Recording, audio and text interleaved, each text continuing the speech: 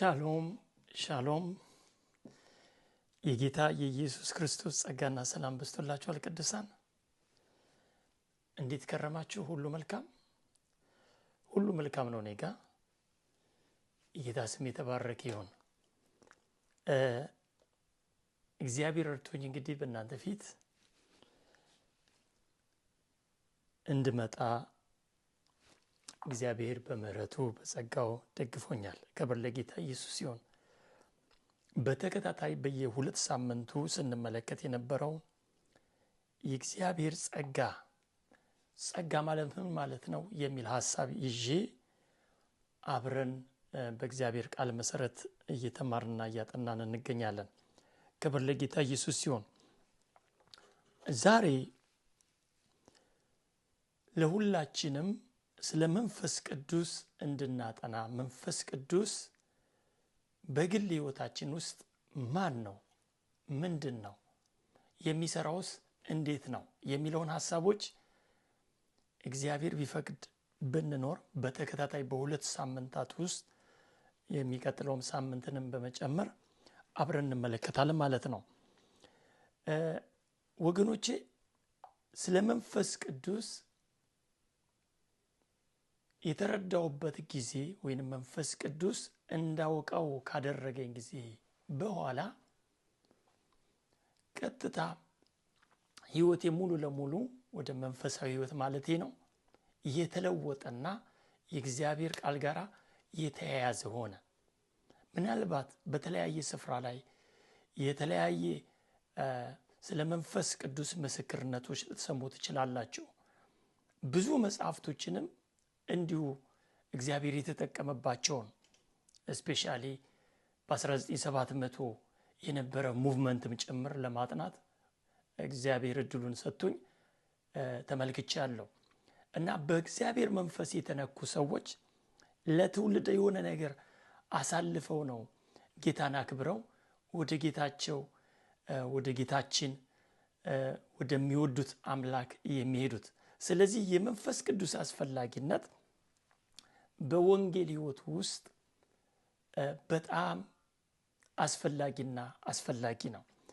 ክብር ለጌታ ኢየሱስ ሲሆን ለዚህ መነሻ ሐሳብ እንዲሆነኝ ወገኖቼ የእግዚአብሔር ሰው ፍጹምና ለበጎ ሥራ ሁሉ የተዘጋጀ ይሆን ዘንድ ሁለተኛ ጢሞቴዎስ ምዕራፍ 3:16 እና 17 ላይ ያሉ ሐሳቦችን አብረን እንመለከታለን። ኢየሱስ ለዘላለም ጌታ ነው። እንግዲህ ስለ መንፈስ ቅዱስ ስንማር መንፈስ ቅዱስ ማን ነው? መንፈስ ቅዱስስ እንዴት ይሰራል? መንፈስ ቅዱስ አስፈላጊነቱ በሕይወታችን ውስጥ እንዴት ነው? ለምንድነው ጌታ አትኩሮ ሐዋርያቶቹን በትምህርቱ ሰዓት ዮሐንስ ወንጌል ምዕራፍ 14 ላይ በሐዋርያ ሥራ ምዕራፍ 1 ላይ ከትንሣኤ በኋላም አብ የሰጠውን ተስፋ ቃል ጠብቁ፣ ዮሐንስ በውሃ አጥምቆ ነበር፣ ከጥቂት ጊዜ በኋላ ግን እናንተ በመንፈስ ቅዱስ ትጠመቃላችሁ እንዳለውም ደግሞ በሕይወታቸው ላይ ሲሆን በመንፈስ ቅዱስ የሆነ ሕይወትን መኖር ተለማመዱ። ዛሬ በተለያየ ስፍራ ላይ እግዚአብሔር ተናግሮ ጌታ ተናግሮ እግዚአብሔርን በመጠበቅ ላይ ላላችሁ መቼ ነው የእግዚአብሔር ኃይል የእግዚአብሔር ቅባት በላይ ላይ ስራ የሚጀምረው ለምትሉ መልካም የምስራች አላችሁ። ክብር ለጌታ ኢየሱስ ሲሆን በመጀመሪያ መንፈስ ቅዱስ ወገኖቼ በአዲስ ኪዳን የሕይወት ሥርዓት ውስጥ እኔና እናንተ ኢየሱስ ክርስቶስን ጌታና አዳኝ አድርገን በተቀበልነ ጊዜ የተቀበልነው የልጅነት መንፈሳችን ነው። በመንፈስ ቅዱስ ታተማችኋል ስለሚል ክብር ለጌታ ኢየሱስ ሲሆን ስለዚህ የመጀመሪያ አንድ ሰው መንፈስ ቅዱስ ከሱ ጋር እንዳለ የሚያውቅበት ብቸኛ መንገድ ምንድነው? ኢየሱስ ክርስቶስን ጌታና አዳኝ አድርገህ ተቀብለሃል ወይስ አልተቀበልክም? ይሄ ጥያቄ መመለስ አለበት። በመቀጠል ኢየሱስ ክርስቶስን ጌታና አዳኝ አድርጎ የተቀበለ ሰው ይህ የእግዚአብሔር የክብር መንፈስ በሱ ላይ ይኖራል ማለት ነው። ኢየሱስ ለዘላለም ጌታ ነው። እንዲህ ይላል አነባለሁ።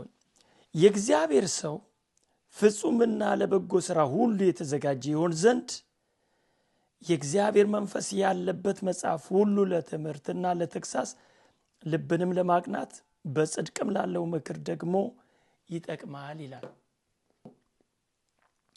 ዛሬ በዚህ ሐሳብ ውስጥ ወደ እናንተ ስመጣ 5 መሰረታዊ ነገሮችን አንስቶ ሐዋርያው ያስተምራቸዋል።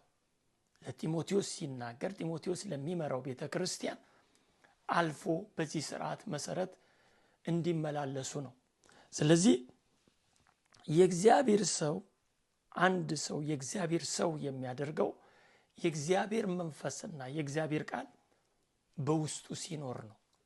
ያ በውስጡ ያለው የእግዚአብሔር መንፈስና የእግዚአብሔር ቃል ሰውየውን የእግዚአብሔር ሰው እንዲባል ያደርጓል ማለት ነው። እዚህ ላሳያችሁ በሌላ ስፍራ ላይ በሐዋርያት ሥራ ምዕራፍ 19 ላይ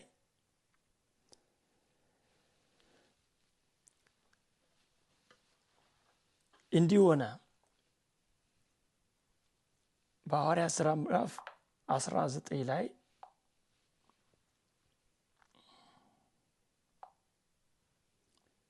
ክብር ለጌታ ኢየሱስ ይሁን። ሐዋርያት ሥራ ምዕራፍ 19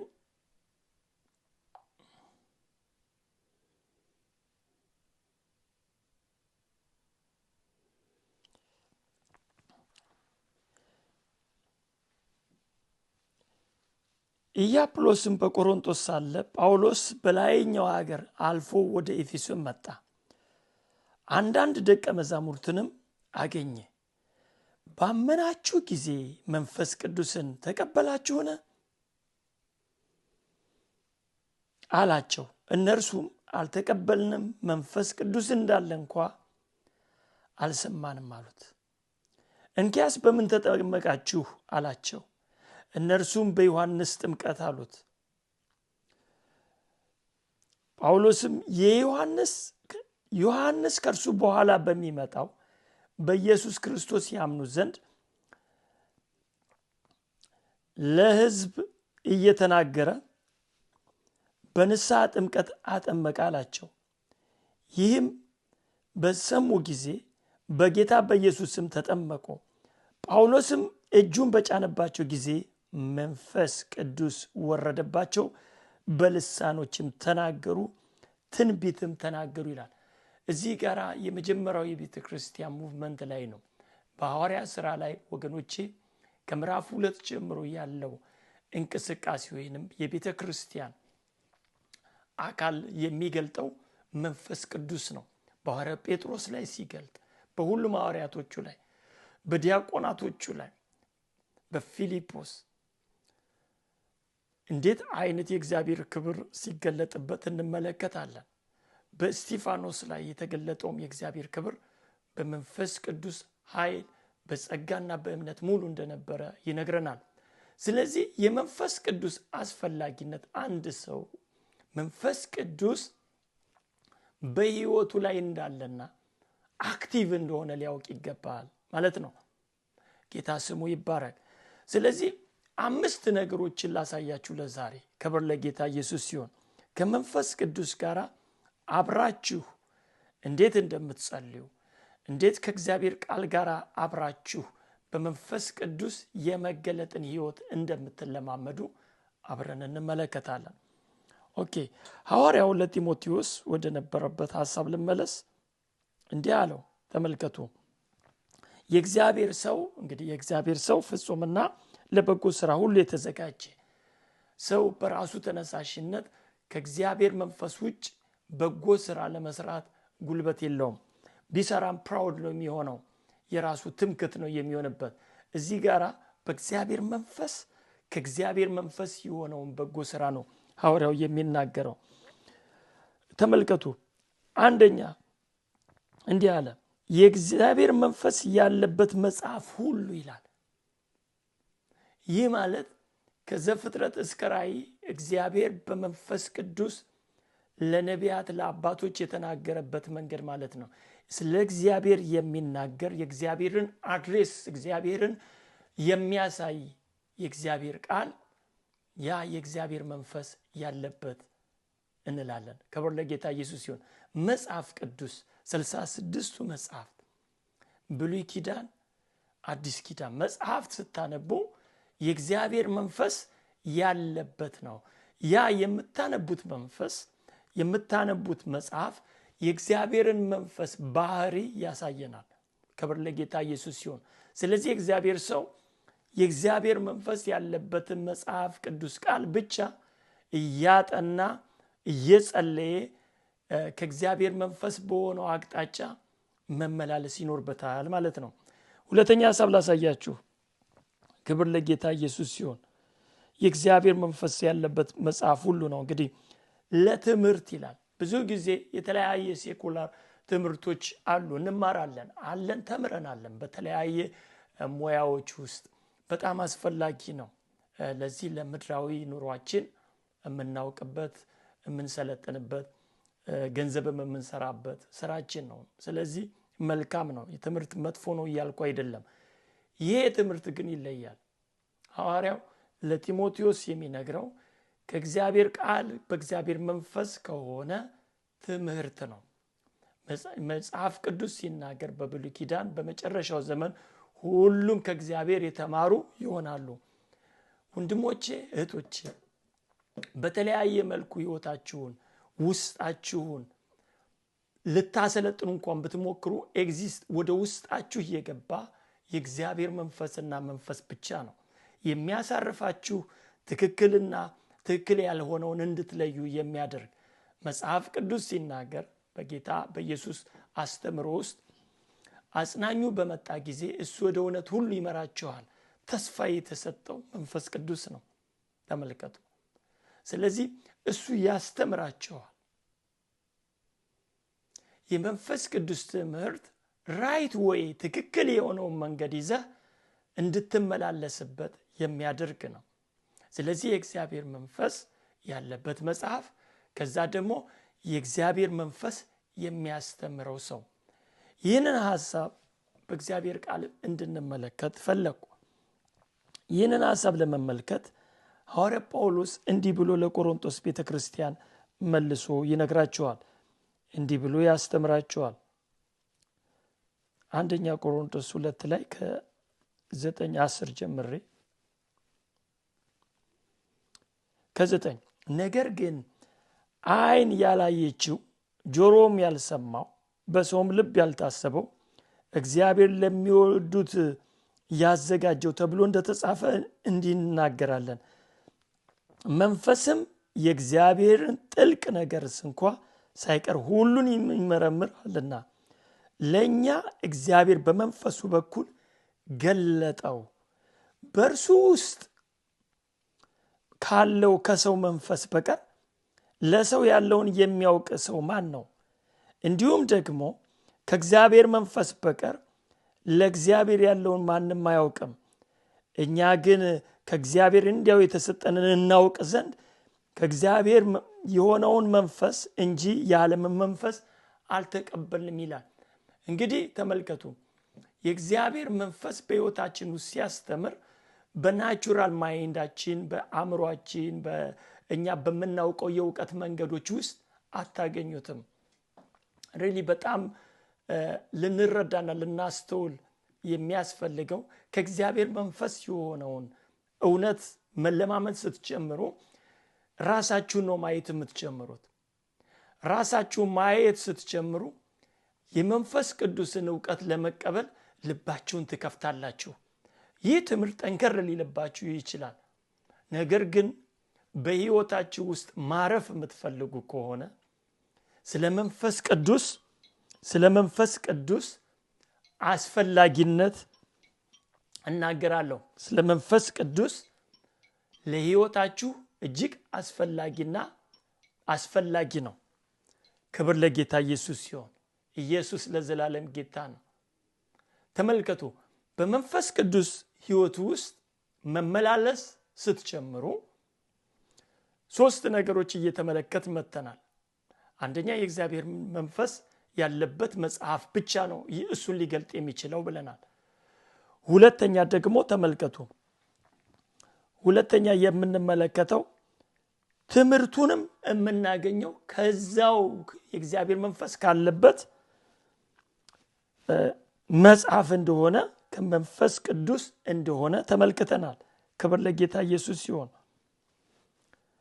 አሁን ሶስተኛውን ላሳያችሁ። ሶስተኛውን አይተናል። ክብር ለጌታ ኢየሱስ ሲሆን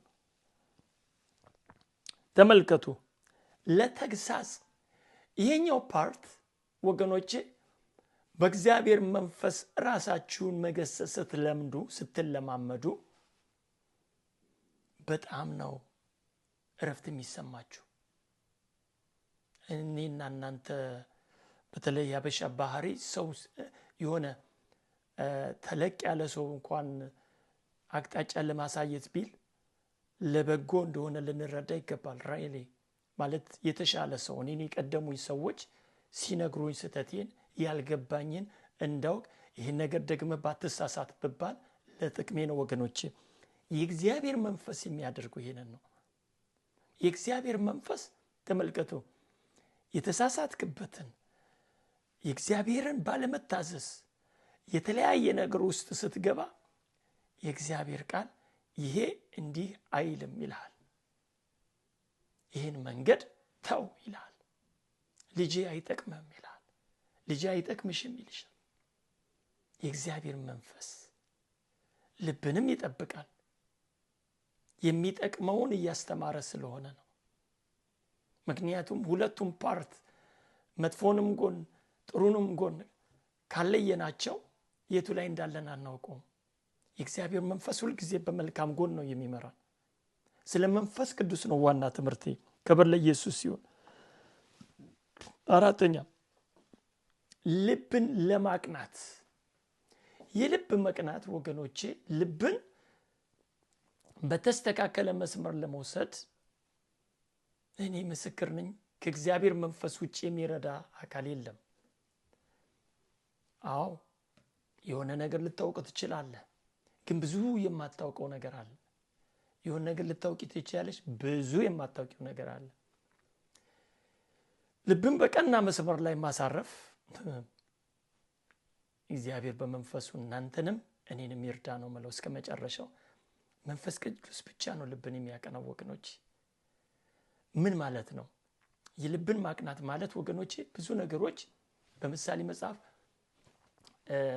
ለሰው መልካም የምትመስል መንገድ አለችልና ፍጻሜዋ ግን ሞት ይሆን ይላል።